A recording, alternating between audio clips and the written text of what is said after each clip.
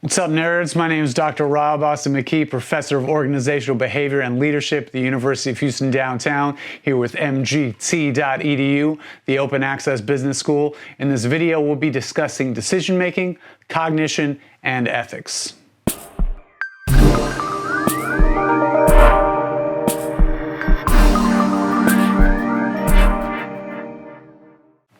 Let's start with an idea called regression to the mean. This may be something you've heard of before, maybe not. So what I'm going to do to illustrate this is to graph out the performance of an employee. We could call this monthly sales or something like that. Over time, I want you to take the role of manager and think when you might intervene with regard to this employee when it comes to praising good performance or admonishing poor performance. So when might you go say good job? When might you say you need to do a better job? So on this graph, we'll have the mean, this employee's performance to date mapped out in orange, and let's just see how it goes. So we'll see red dots come up for, let's say, the first month there, and right on the mean. So good. Let's map out a few more. A little fall off there.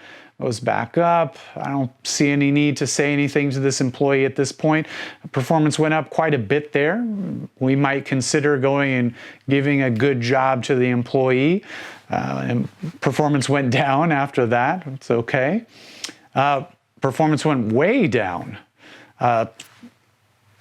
Should we go talk to this employee? Perhaps. We'll go have a little conversation, figure out what's going on, why performance dropped off. All right, performance went back up. That's good. Went way up. Okay, so 2 months of pretty steady growth. I think this employee deserves a congratulations for doing such a good job. And performance drops off, but still we're pretty close to the mean. No reason to panic. And goes back up. All right, that seems fair. Kind of float around the mean there month after month. And oh, nice. So this is our best performance to date. I think certainly we'll go and tell this employee that he or she has done a good job. Oh, and right after we do that, performance goes down. That is heartbreaking. I mean, it's not too bad, I guess. We'll let this one slide, maybe. All right, goes back up. Nice. I'm going to hold off on the praise this time, which was good because employee performance just went down the next month anyway. Kind of float around the mean. Oh, went up. All right. I'm going to go tell them good job, just because. And it went down again. That just, that is frustrating.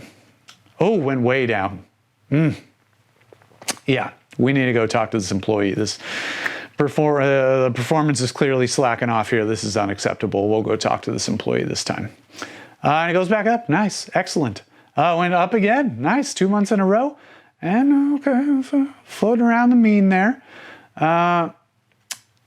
So let's think about this from a performance standpoint, because this is representative of, I think, what we experience as employees and what oftentimes we do as managers. We go and praise exceptionally good performance, and we go admonish exceptionally poor performance. A question, even though this was just a thought experiment, what generally happened after we praised exceptionally good performance? What happened the next month? Performance seemed to go down the next month after we praised exceptionally good performance. And what generally seemed to happen after we admonished poor performance? So a really bad month, we go talk to the employee, and performance seems to go back up after that. So this is actually reflective of what happens in the workplace, believe it or not. You may have had these experiences, both an employee as a manager, maybe you haven't, but it is reflective of what happens in real life. And does this prove that praise is worthless, right? If I go praise the employee, they're just going to, I don't know, slack off the next month. And that reprimands are effective, right? I'm going to scare the employee, motivate the employee such that they'll work harder. Well, you might take that away from something like that, but it absolutely does not prove that we shouldn't go praise our employees for good performance and that admonishments are highly effective. Of course, there are times when we should and should not praise and we should and should not admonish, but what's going on here is not necessarily reflected in the outcomes of praising and admonishing employees. It's something more fundamental. For most of our organizational metrics, we should expect deviations from the mean.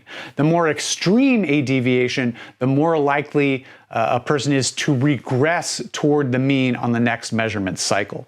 So if we are managing a team of sales staff, right, and tracking their performance over a month after month, their sales performance is not going to be consistent. It's not going to be the same. They're going to have great months. They're going to have terrible months. And we're going to be, persuaded to want to go and say great job after a good month and terrible job, you need to do better after a bad month. And it may seem that praise just results in performance going down, and that yelling, screaming, admonishing results in performance going up. But what's really happening is just regression to the mean. There is a mean, and the further you deviate from that mean on one cycle, the more likely you are to regress, to return toward that mean on the subsequent cycle. So we should not be fixated on these individual points of performance. What we should be focusing on is performance over time. We should be focusing on the mean. Does the mean seem to go up or go down over time? That is vastly more important than what happens over an individual cycle. So that's regression to the mean. Hope that was valuable to you. Let's jump into some ethics here. This is Julian Assange from WikiLeaks, right? No. This is Edward Snowden, who was an NSA whistleblower. So he was a contractor working for the US government, and he found a ton of documents indicating that the US government had numerous mechanisms by which it was invading the privacy or otherwise spying on its citizens in an unconstitutional way. So he took this trove of documents and released it to reporters, and actually experienced some severe repercussions in his own life. He no longer lives in the country. He can't, see his family, friends, loved ones, all those people. So he experienced some personal consequences as a result of his actions. And we, as a country and as a government, had to have this discussion about privacy versus security. How much privacy are we willing to give up for security? And was it right for the government to do this without our consent? There were some very disparate reactions to what he did. On the one hand, lawmakers, including Mike Pompeo, Secretary of State, and our current president, called this man a traitor. Said Ed Snowden deserves the death penalty. On the other hand, he was nominated for a Nobel Peace Prize.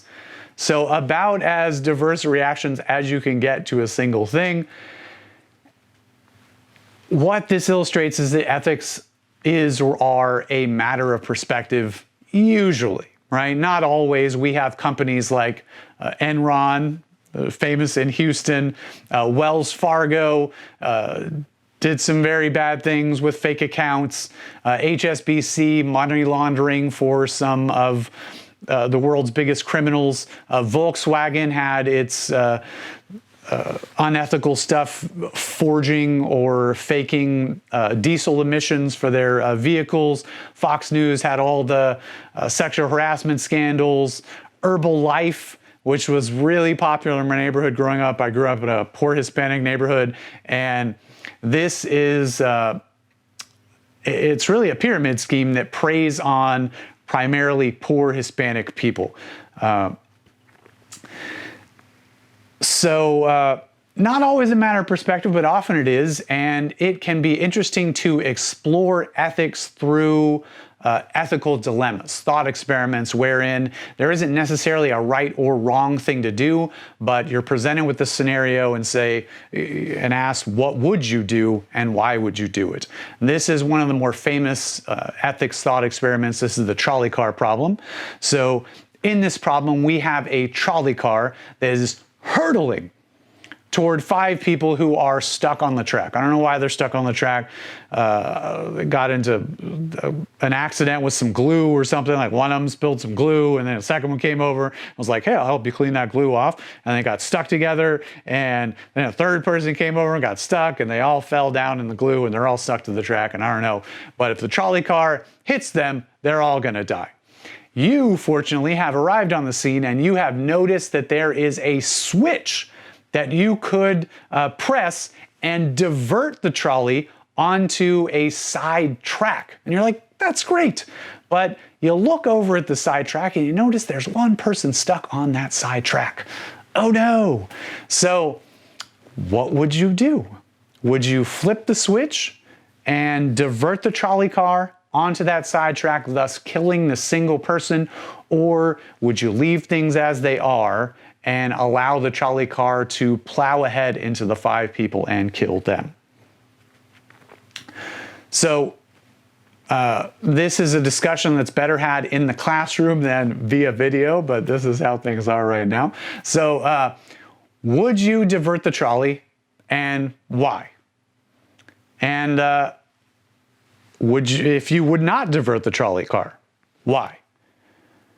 Most people who choose to divert the trolley car say, well, it's better that 1 should die so that 5 may live, right? I mean, kind of just mathematics there, 5 and 1. So overall, you could save 4 lives, right? I mean, at least 1 person is going to have to die. Most people who say they would not do so say, well, I don't want to intervene in this situation, right? It might be fate that those people are on the track and they're supposed to die or something. And that's an argument that's easy to dispel, because I could just say, well, what if it was your fate to be there and to have the opportunity to flip the switch and save the 5 people? So fate, it's a bad argument because you don't know which side you're going to end up on. It's hard to understand fate. I can tell you, though, that about 70% of people in studies done historically choose to flip the switch. And in the classroom discussions I've had, the vast majority of people say, yeah, I'd flip the switch. Better that 1 should die so the 5 may live. Okay, it makes sense. Let's try a second version of this scenario. We have the same out-of-control trolley about to kill the 5 people who are, again, stuck to the track for whatever reason, and you are standing on a footbridge overlooking the track and the 5 people. And next to you on this footbridge is an extraordinarily large man, just a behemoth, a mountain of a man. And let's say that this man is kind of leaning over a little bit, trying to get a look at the people down there. And you, with the assistance of gravity, could just help this man to plummet to his death, fall on the track, and under the knowledge that the trolley car would hit him, kill him, and thus save the 5 people. And a lot of people are like, Rob, how do we know? It's a thought experiment. We're just saying that you know that the man would fall on the track, stop the trolley car, and save the 5 people. Would you push the man? Mathematically, it's the same as the previous scenario, right? It's 1 should die so that 5 may live, right? But it feels really different for some reason. far fewer people feel inclined to push the man than were inclined to flip the switch. So again, we can ask, would you push the man? Why? And most people answer that question with the same logic they used before. Well, it's 1 for 5. But why not? For the people that were willing to flip the switch but are not willing to push the man, what happened? What changed? And for some people, it's that you actually have to touch the man. And we can explore that a little deeper by saying, well, would you push him with a pole or a stick so that you didn't actually have to touch him? And most people are like, no, it still feels different. What if you could flip a switch? Like there was a switch and a trap door would open and he could fall on the track. I mean, that's much more like the first scenario because you have a switch. You're even much more detached. And people say, no, Rob, I don't think I could do that. There's still something different. And you can see this in that the number of people who are willing to push the man is way lower than the number of people who are willing to flip the switch. In this case, only about 30% of people historically would push the man. I think that's an overestimate based on the classroom discussions I have, because normally it's like 1 or 2 people who are like, yeah, Rob, I'd push him. People are like, this is murder, Rob. I'm like, well, it's a thought experiment, but yeah, this feels much more like murder than flipping the switch. And so this important question, what became of the principle almost universally endorsed in the first case, better that one should die so that 5 may live? What happened to that principle? Well, in the first scenario, there is no intention to kill the man. It is a side effect, right? You're trying to do this good thing, and it happens that as a result of trying to do this good thing, this other guy has to die. But in this case, you have to kill the man to save the 5 people, right? There is an intention to kill the man. The only way this can happen is by killing the other man, right? So it is fundamentally different from that perspective. We can think about this in a medical environment. Let's say that you were a surgeon and you're the only one working that day, and 5 people are brought in an ambulance who were critically wounded in a trolley car accident or something. And you're in a situation where one of them is very, very badly injured and the other 4 are minor but serious injuries. You could devote all of your attention to the one person and you feel reasonably certain you could save that person's life, but you feel it's highly likely the other 4 would die. Or you could devote your energy to the 4 people and feel very confident that you could save them, but almost certain that the other person would die. Where do you devote your resources? To the 1 or to the 4? In that case, it's kind of easy to make the decision, right? I should work on the 4 people, save their lives, because it's better to save more people. Right? Now imagine the same group of people are brought in, and they all have internal injuries such that each one of them has like a different organ that is damaged, right? One guy has a hurt heart, the other guy has some bad, they all got different organs that are damaged, and you're like, man, if only we had some new organs, we could save all these people. And you think back to that morning when you had a totally healthy patient come in to have his blood drawn, and the patient happened to pass out. And so you let the person rest in a hospital bed, and you're like, that person is actually still here. I could go and just kind of take that person's organs and give them to these 5 people. Sacrifice the 1 for the 5. But we're not going to do that, right? That's clearly unethical. It feels very different in the same way that pushing the man felt different from flipping the switch. We also see this with autonomous cars, which are on the horizon for us, right? In this case, right, ethical decisions have to be programmed in to these automobiles, right? the car is going to have to make decisions about whom to sacrifice if an accident is imminent. Do you sacrifice the driver? Do you sacrifice the passenger? What if there are pedestrians involved? What if it's the driver's fault or the pedestrian's fault? What if one of the parties is a child, like the passenger is a child? Does that then give precedence to saving the child instead of the driver? I don't know, but there is going to be a huge ethical debate at the societal level about how to program ethical decisions into these automobiles. And we individually would probably prefer, when we're driving, that anything other than us would be sacrificed. But if we were, a pedestrian or a passenger or something, we probably prefer that the driver be sacrificed. So there are some individual versus group incentives going on there. So let's figure out the arguments that support these ethical decisions. Okay, there are three ways we can frame our intellectual frameworks when it comes to ethical decisions. The first of which is consequentialism, which locates morality in the consequences of an act. It evokes the doctrine of double effect, wherein we would allow some harm as a side effect of good as long as the overall effect is good. Often we refer to this as utilitarianism, the greater good. So we evoked this in the first scenario of the trolley car problem, where we were willing to sacrifice the one person as a side effect of saving the 5 people. Right? So the overall consequences of the act were that we had a net plus 4 lives saved, right?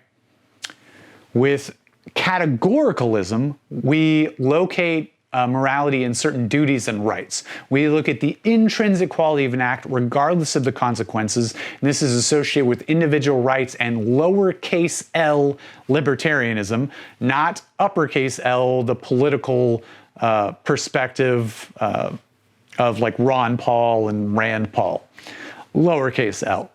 So categoricalism looks at the second case when we were unwilling to push the man and says we're unwilling to do so because that man has just as much right to his life as you do or anybody else. So you would be depriving him of that right by pushing him.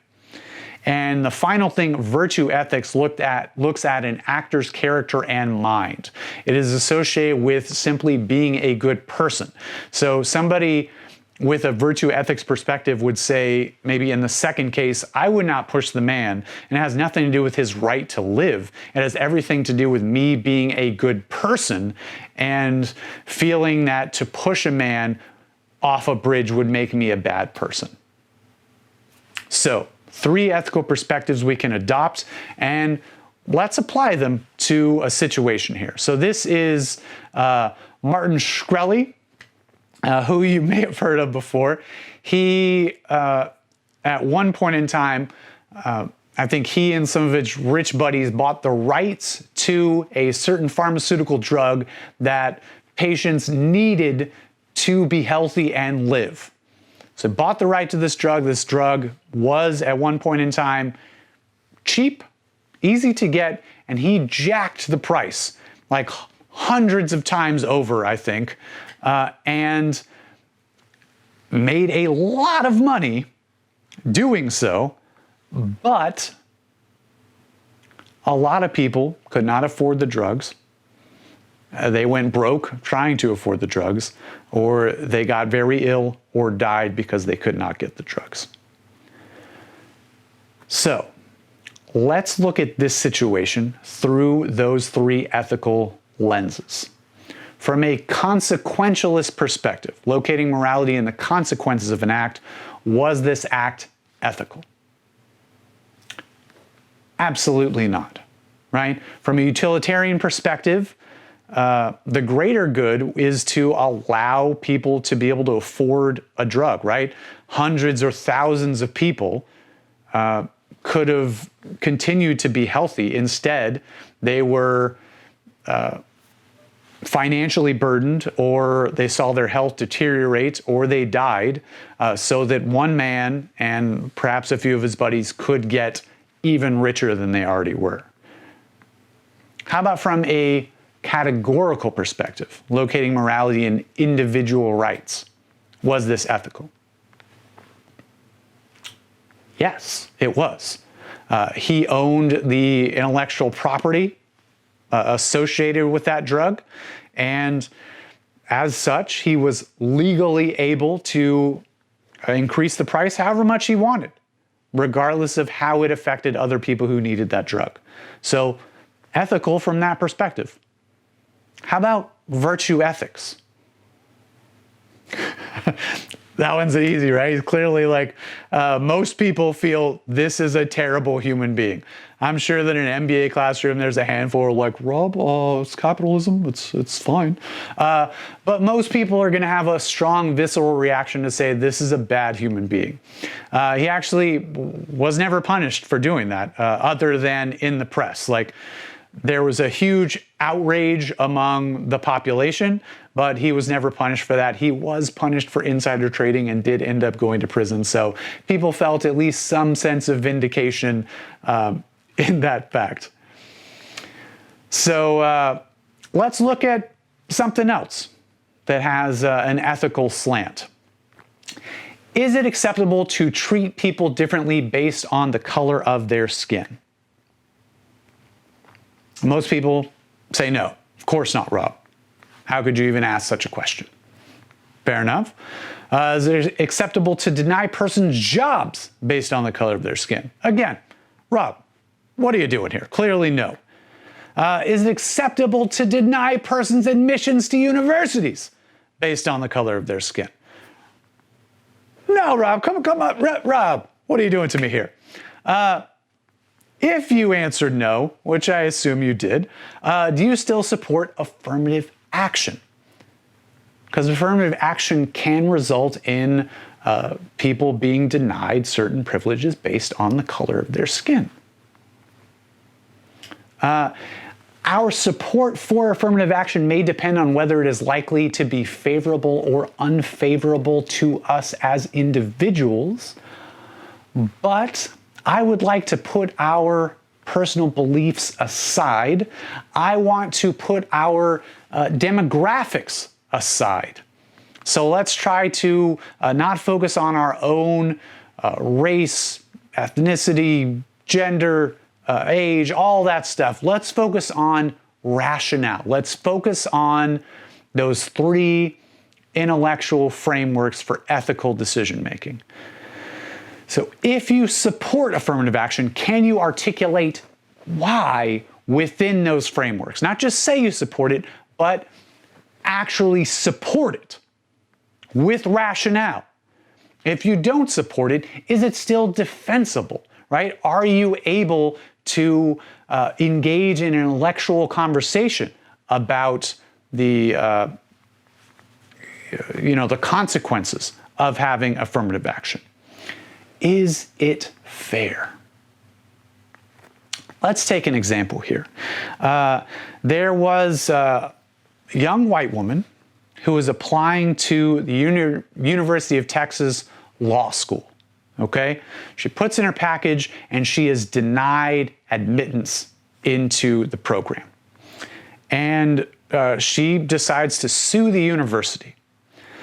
Her argument is that given the same application materials that she submitted, had the color of her skin been different, she would have been admitted. And indeed, sufficient evidence was shown that that's likely to have been the case. Her application materials were better than a number of persons of color who were admitted into the program. And I know we're like, Rob, come on, it's a white lady. Rob, do we really care? Yeah, we should, because it's still a person, right? White people, we still people.